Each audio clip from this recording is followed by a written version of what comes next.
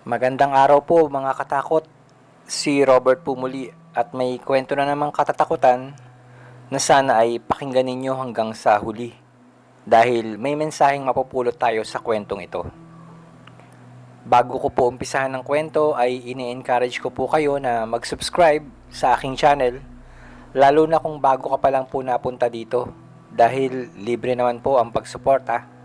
Pindutin mo na rin ang notification bell para updated ka sa lahat ng i-upload ko at para patuloy akong makapagbahagi ng mga magagandang kwentong inyong mapapakinggan. Pwede rin po kayong mag-comment pagkatapos ng video at malugod ko pong babasahin ang mga komento ninyo at sasagutin ang mga tanong. Salamat po at umpisahan na natin ang kwento tungkol sa ate ni Romina. Magandang araw po, Sir Robert. Ako po si Romina. 40 anyos na po ngayon. Ang ikukwento ko po ay tungkol sa aking ate na noong kanyang kadalagahan ay nakaranas ng hindi pangkaraniwan at muntika na niyang ikamatay. Kami po ay tubong Angeles, Pampanga at pamilya ng mga mananahi. Itago na lamang po natin ang ate ko sa pangalang Alicia. Ngayon po ay nasa 46 anyos na po siya at ganap na ring lolang katulad ko.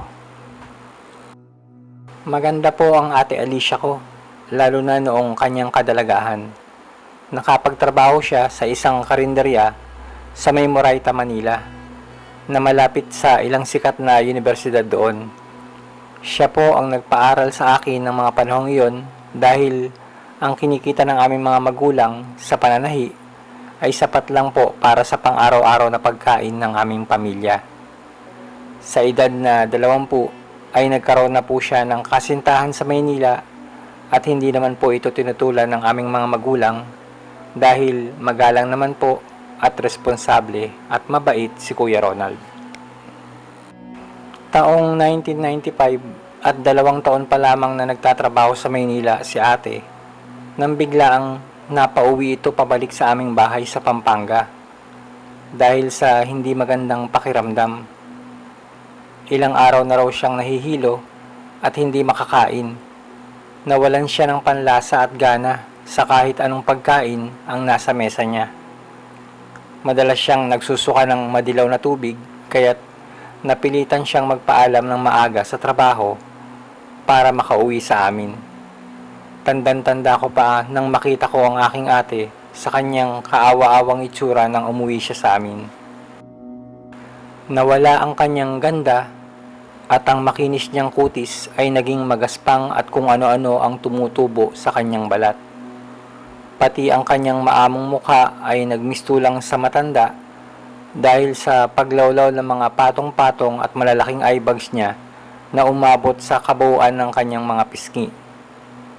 Nahabag ako sa kakaibang itsura ng aking ate sa mga panahong iyon. Pag-uwi niya ay pilit siyang pinakain at sinubuan ng kanin at ulam ng aming nanay na para bang isang bata na hindi pa marunong kumain. Pinainom siya ng gamot ni nanay at pagkatapos noon ay nakatulog ang aking ate. Mga ilang sandali pa lang habang nakahiga siya at natutulog sa kanyang kama ay napansin kong may lumalabas na malaking gagamba sa kanyang bibig na sinundan pa ng alupihan.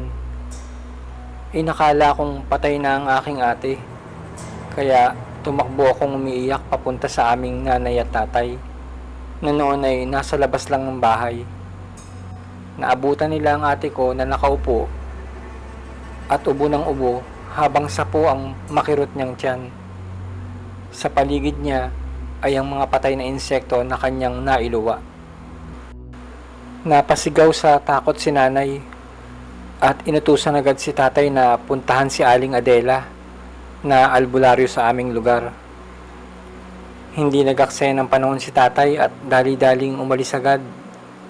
Si nanay naman ay binigyan ng tubig si ate pero hindi raw siya makainom dahil parang puno ang kanyang tiyan. Habang sinusundo pa lang ni tatay si Aling Adela ay nagsuka ulit ng dagampatay si ate Alicia. Umiiyak si ate sa sakit at sa pakiramdam daw niya ay parang butas-butas na ang kanyang bituka sa loob. Tinanong ni nanay si ate kung may nakaaway daw ba siya sa kanyang katrabaho dahil siya daw ay nababarang na. Sumagot si ate na wala raw siyang alam na kaaway sa kanyang trabaho dahil magkakaibigan silang lahat at wala rin daw siyang maisip na customer na maaring gagawa sa kanya ng ganoon. Tinanong ni nanay si ate kung maayos ba sila ni Kuya Ronald at kung wala bang napagtatalunan. Maayos naman daw sila. Yun nga lang at hindi pa nga raw alam ni Kuya Ronald na umuwi siya kaya malamang magulat na lang daw ito at wala siyang masusundo sa karinderya. Ilang saglit pa ay dumating na si tatay kasama si Aling Adela. Pagpasok pa lang ni Aling Adela sa kwarto ay medyo napaatras na siya at sabay nag-antanda. Masyado raw malakas ang nananakit kay ate at mukhang hindi raw niya kakayanin ito. Gayunpaman ay nagpakuha ng kandila at tubig sa planggana si Aling Adela. Matapos ang pagdarasal ng Latin ay itinapat nito ang kandila sa planggana na nakabuo ng hugis ng babae na may mahabang buhok. Iyon daw ang nagpapabarang kay Ate Alicia ko. Ayon naman kay Ate Alicia ay dalawa lang daw sila ng kaibigan niyang si Elsa na may mahabang buhok sa karinderya. Malabo naman daw na si Elsa ang gagawa sa kanya noon dahil ito ang kanyang best friend at kasabay nila ni Kuya Ronald sa pag-uwi araw-araw. Walang maisip si Ate Alicia na ibang kakilala niya na may mahabang buhok na maaring may galit sa kanya. Dinasalan din ng Latin ni Aling Adela si Ate Alicia at medyo gumaan ang pakiramdam niya. Pinahiran pa nito si ate ng langis para gumaan pa daw ang pakiramdam. Pero panandalian lang pala ang epekto nun dahil muling naglabas ng patay na butiki si Ate Alicia habang naroon pa sa amin si Aling Adela. Bigla namang nahilo si Aling Adela at natumba mula sa kanyang kinauupuan. Inalalayan ni tatay sa pagtayo si Aling Adela at matagal na tinitigan niya si tatay. Nawari bang may gustong sabihin pero hindi naman makapagsalita. Nag-aabang si tatay sa maaaring sabihin ni Aling Adela, subalit na natiling tulala ang albularyo. At pagkatapos ay bigla itong sumuka, sabay parang hinika at hinahabol ang kanyang hininga. Umusal ito ng dasal at maya-maya ay umupo na ng maayos. Tinanong siya ni tatay kung may sakit ba siya. Pero sumagot ito na wala naman daw siyang sakit. Pinainom siya ni nanay ng tubig. Humingi ng pasensya si Aling Adela sa kanyang pagsusuka at nagpaliwanag sa mga nangyari. Nang mga sandaling siya ay natulala at hindi makapagsalita, ay kinakausap daw siya ng mambabarang. Binalaan daw siya ng mambabarang na huwag makialam at huwag gamutin si Ate Alicia dahil siya naman daw ang parurusahan ng mambabarang pag nagpatuloy pa siya. Sinampulan siya kaagad kaya hindi siya nakapagsalita ng ilang minuto at saka siya nagsuka. Pumayag na daw siya na hindi na niya papakialaman ng mga susunod na mangyayari. Sabi ni Aling Adela ay bibigyan daw ng matinding sakit si ate na hindi na ito makakapagtrabaho pa at mananatili na lang na nakahiga habang buhay hanggang sa ito'y tumanda o mamatay ng mas maaga sa kanyang higaan. Napamura sa galit si tatay at tinanong kung sino ang gumagawa noon kay ate at anong kasalanan ni ate para gawin sa kanya yun. Sumagot si Aling Adela na hindi niya alam kung sino ang nagpapabarang kay ate. Pero hindi na raw mahalaga yun. Inutusan niya si tatay na magmadaling magpunta sa kabilang bayan ng Mabalacat upang hanapin ang manggagamot na si Mang Jun. At banggitin niya na si Aling Adela ang nagpapatawag. Hindi nagaksaya ng panahon si tatay at hinanap ang tinutukoy na manggagamot.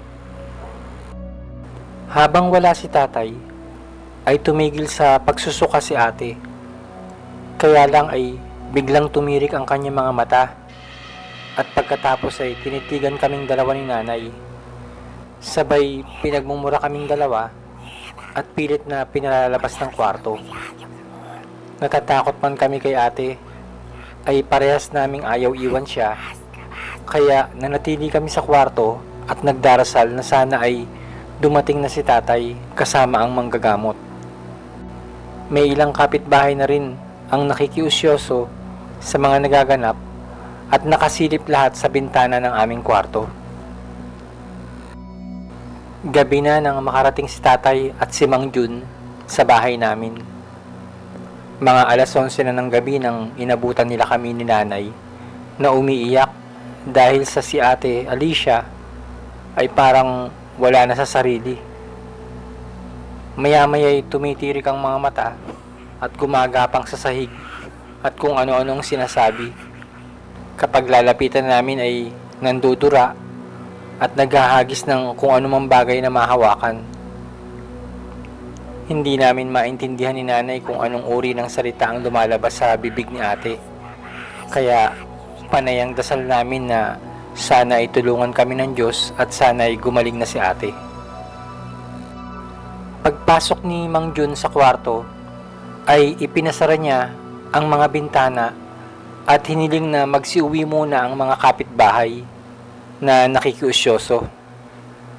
Pinapanatili kaming tatlo ni nanay at tatay sa kwarto at hiniling ni Mang Jun na maghawak-hawak kami ng kamay at saka siya dumalangin sa Diyos na lumikha ng langit at lupa.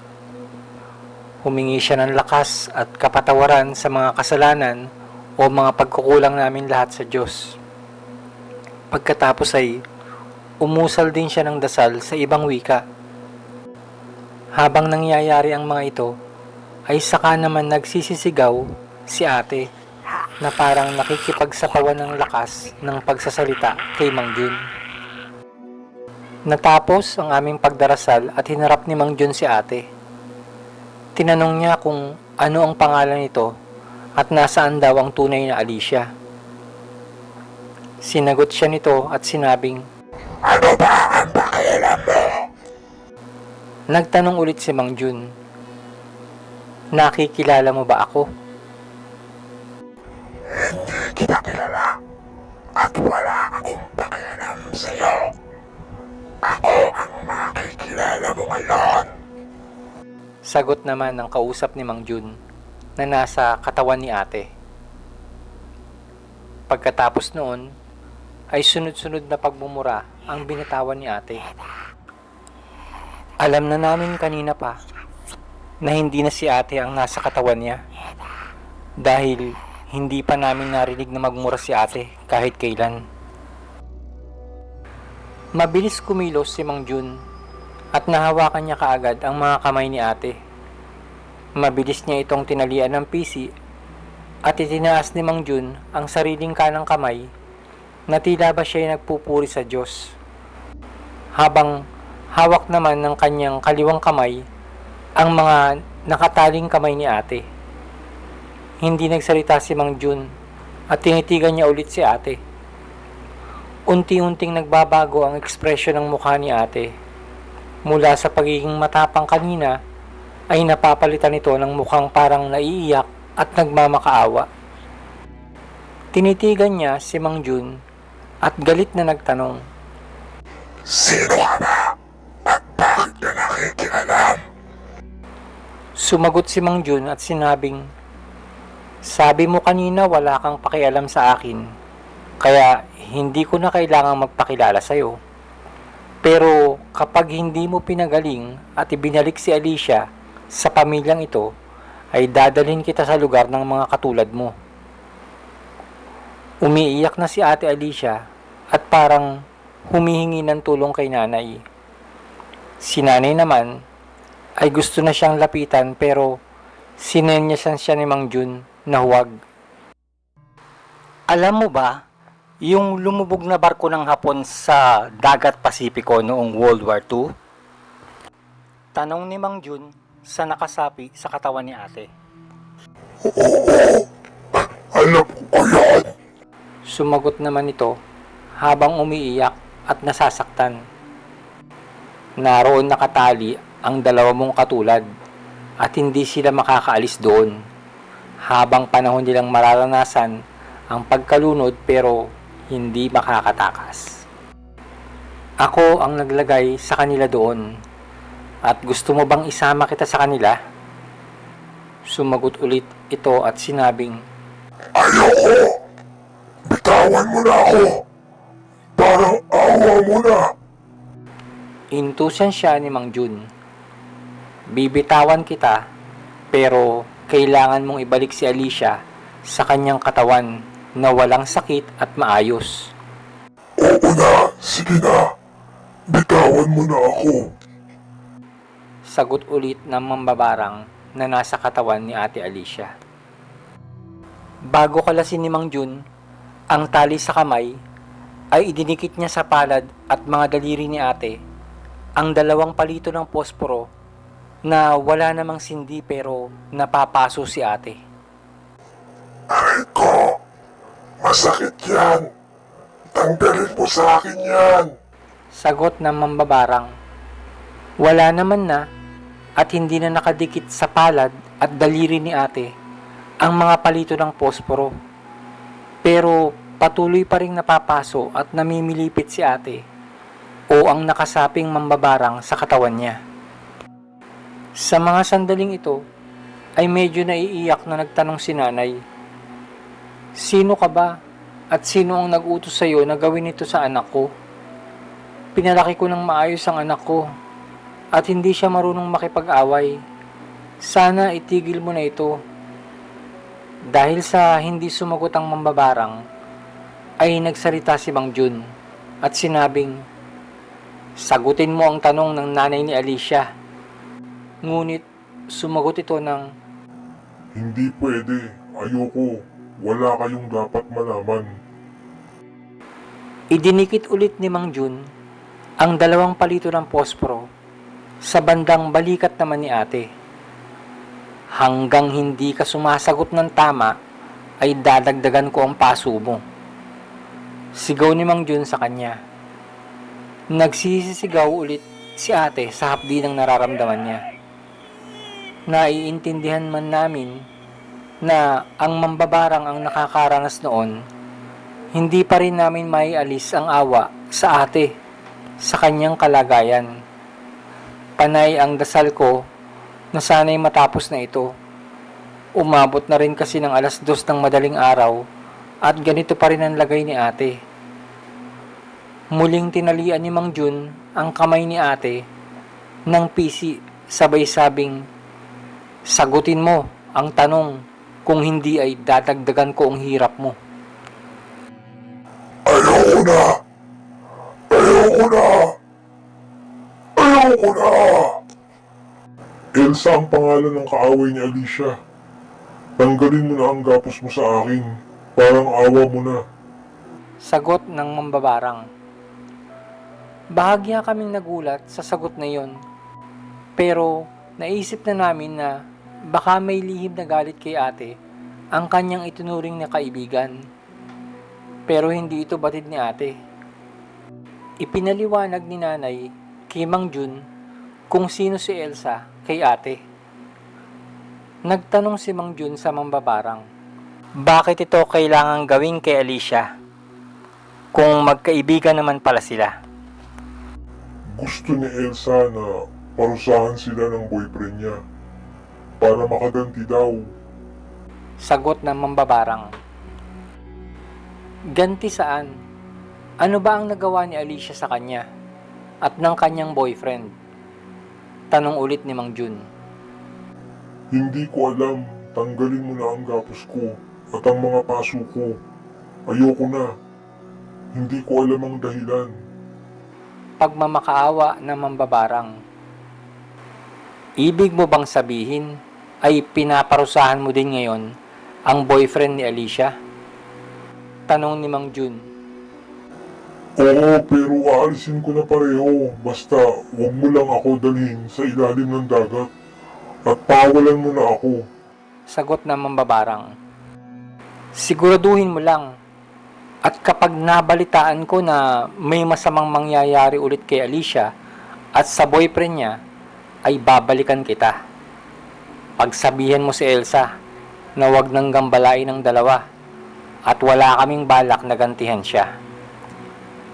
Sige, pakakawalan na kita, pero aalisin ko lang ang paso mo kapag nakabalik na si Alicia sa kanyang katawan.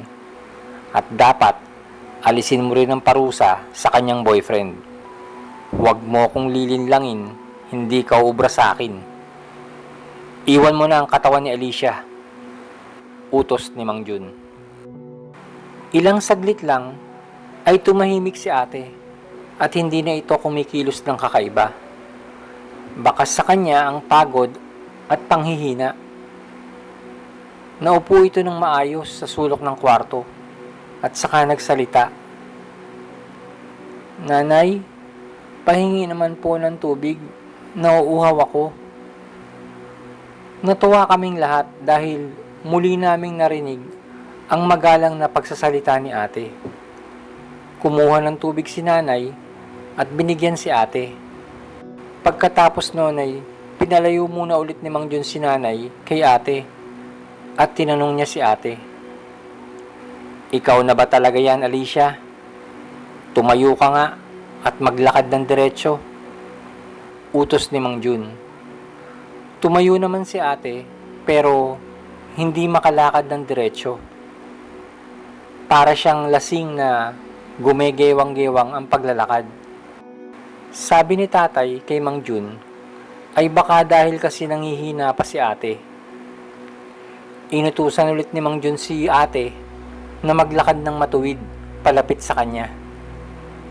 Ngunit hindi pa rin magawa ng ate ang diretsyong paglalakad. Hinawakan ni Mang Jun ang kamay ni ate at dinikitan ulit ito ng palito ng posporo. Sumigaw si ate at dumaing sa sakit. Ayoko na! Masakit sabi! Ang tunay na Alicia ay hindi masasaktan sa inilalagay ko. Bakit naririyan ka pa? Hindi ba sinabi ko sa iyo na umalis ka na sa katawan niya? Tanong ni Mang Jun. Sumagot ang mambabarang na, Tanggalin mo muna ang paso ko at aalis ako. ibalik mo muna ang tunay na Alicia. Utos ni Mang Jun. Naging normal ulit ang tinig ni ate, gaya ng paghingi niya ng tubig kanina. Nandito na po ako, nanay, tatay, Mina. Sinenyasan kami ni Mang Jun na huwag munang sumagot at nagpakilala siya kay ate. Alicia, si Mang Jun ito, ang manggagamot. Nararamdaman mo ba ang mga kamay ko? Sa mga sandaling iyon, ay nilalagyan ni Mang Jun ng langis ang palad at daliri ni ate habang hawak niya ito. Sumagot si ate at sinabing, Opo, nararamdaman ko po na nilalagyan mo ako ng mainit na langis sa kamay ko at nakikita ko rin po ang ginagawa mo. Tinalian ulit ni Mang Jun ng PC ang mga kamay ni ate at saka siya nagtanong ulit, Nararamdaman mo ba ang tali sa iyong kamay at nasasaktan ka ba? Sumagot si ate at sinabing, Opo, nararamdaman ko po at hindi naman po masakit pero nahihirapan po akong huminga ngayon. Sinabihan siya ni Mang Jun na patuloy kang kumapit sa tali na yan at magbanggit ka ng bagay na hindi mo pa naikwento sa kaibigan mong si Elsa na masasabi ng pamilya mo na ikaw nga iyan. Sumagot si ate at sinabing, Noong bata pa po ako, ay madalas kaming umakyat ni Mina sa puno ng aratilis ni Aling Adela at madalas ay napapagalitan kami ni tatay dahil baka daw mahulog kami. Tumingin si Mang Jun kay na tatay at nanay at nang makita niyang sumang-ayon sila ay nilagyan niya ng langis ang mga balikat at braso ni ate na kanina lang ay dinikitan niya ito ng palito ng posporo. Pinapaalis ko na ang nakikigamit ng katawan mo dahil narito ka na at nakabalik ka na sa iyong pamilya. Inalis na rin ni Mang Jun ang pagkakatali ng pisi sa mga kamay ni ate. Pagkatapos noon, ay muling hiniling ni Mang Jun na kami ay maghawak-hawak ng kamay, kasama na si ate. Nagpuri kami at nagdasal sa Diyos Amang makapangyarihan sa lahat at muling humingi ng tawad sa mga kasalanan. Humingi kami ng pagpapala mula sa Diyos Ama at sa mabilisang paggaling ni ate sa pamamagitan ng pangalan ng ating mahal na Panginoon at tagapagligtas na si Jesus ang Kristo. Nagbilin pa si Mang Jun sa amin na huwag na huwag daw gantihan ng masama si Elsa at humingi man ito ng tawad o hindi ay patawarin pa rin dahil iyon daw ay makakatulong sa paglayo ng mga nais manakit. Ibinilin pa niya na isama rin daw namin si Elsa sa mga panalangin na naway makilala rin niya ang Panginoong Hesus upang hindi na muli makagawa ng mga gantong pagkakasala. Nang malaman ni Kuya Ronald ang pangyayari, ay hinanap niya ang bahay namin dito sa Pampanga upang bisitahin lang sana si ate at kumustahin ang kanyang lagay. Nagulat si Kuya sa hindi magandang itsura ng mukha ni ate dahil talaga namang nagmistulang matanda na si ate at pumangit ang balat niya sa leeg, braso, hita at binti. Dahil kahit medyo maayos na ang pakiramdam ni ate, ay hindi pa ito ganap na nakakabawi sa mga bakas ng pambabarang sa kanya. Sa kabila nito, ay hindi nagpapigil si Kuya Ronald na alagaan si ate habang siya ay nasa amin. Nakita namin ang pagsisilbi niya kay ate at masaya siyang ginagawa ang mga ito. Ipinag-iigib niya ng tubig si ate bago maligo at sinasabayan niya itong kumain na totoong nagpabilis sa paggaling ni ate. Ikinatuwa ito ni nanay at tatay, kaya naman ang pagbisita lang sana ay naging pagbabakasyon ng 1 linggo dahil na din sa kagustuhan niyang maalagaan ng husto ang ate hanggang tuluyang makabalik ang lakas at ganda nito. Ito rin ang naging daan para maging mas makilala pa namin si Kuya Ronald.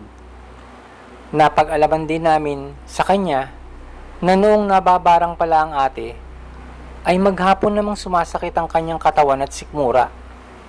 Makailang beses daw siyang bumisita sa banyo para magbawas at wala ring epekto ang mga gamot na ininom niya. Pero nung kinabukasan daw ay bigla na lang nawala ang kanyang sakit na para bang nagdahilan lang daw siya. Salamat daw kay Mang Jun, sayang daw at hindi man lang sila nagkakilala. Kakaiba man ang pamamaraan ni Mang Jun sa panggagamot ay naging daan ito upang mas makilala namin si Jesus at mas maintindihan ang pagmamahal niya sa ating lahat. Hindi natin kailangang gumanti sa mga nagkasala sa atin dahil para sa Diyos ang bagay na iyon. Napatawad ni ate ang kanyang kaibigang si Ate Elsa at nagpatuloy ang kanilang pagiging magkaibigan. Ngayon ay magkasama na sila sa isang church at inaanak pa niya ang isa sa mga anak ni na Ate Alicia at Kuya Ronald. Nagulat ba kayo? Wala talagang imposible sa Diyos. Naging asawa ni Ate Elsa ang mas gwapong si Kuya Mario, na pinsan naman ni Kuya Ronald. Trivia na lang, malaki pala ang pagkagusto noon ni Ate Elsa kay Kuya Ronald. At siya naman pala talaga dati ang tinutokso ng mga katrabaho ni Kuya Ronald sa tuwing sila'y kumakain sa karinderya. Kaya nga lang ay na love at first sight talaga si Kuya Ronald kay Ate Alicia sa unang araw nito na magtrabaho siya sa karinderya. At sa halip na si Ate Elsa ay si Ate Alicia ang niligawan ni Kuya hanggang sa sila'y maging magkasintahan. Nabiyayaan po ng tatlong anak sina Ate Alicia at Kuya Ronald. Masaya po sila ngayong nakatira sa Bulacan kung saan lumaki at ipinanganak si Kuya Ronald. Hanggang dito na lang po at sana ay naibigan ninyo ang kwento ng aming pamilya at ng manggagamot na si Mang Jun laban sa mambabarang na minsay nagpahirap sa aking Ate Alicia.